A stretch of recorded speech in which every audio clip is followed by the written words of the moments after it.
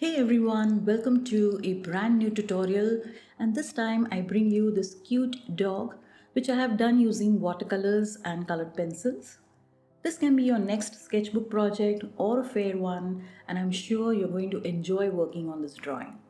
Whenever I'm working in my sketchbook, I use various mediums like watercolors, colored pencils, graphite, charcoal, and sometimes even gouache.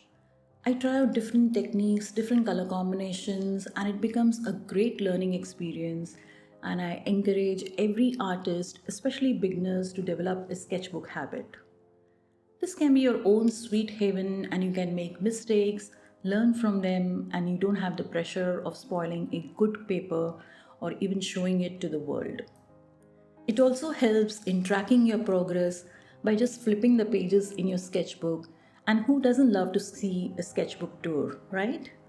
That being said, I also encourage you all to invest in a good quality sketchbook which has paper suitable to the medium you're using.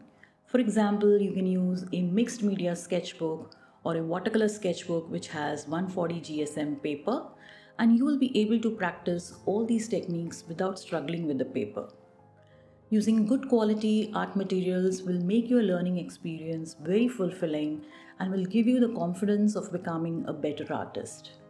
Now, coming to this class, so this is a mixed media tutorial in which I give a base with watercolors followed by colored pencils for all the fine details.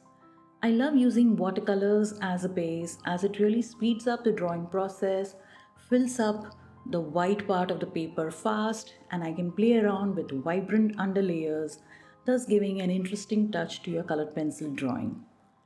And then with colored pencils, it is easy to work on all the details such as the eyes, and it also helps in giving textures, like in this case, the fur and even the nose.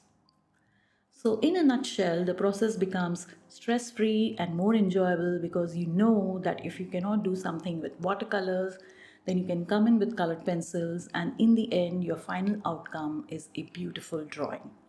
So, I hope this class is helpful to you all and you can learn something from it. So, get your materials ready and let's dive in.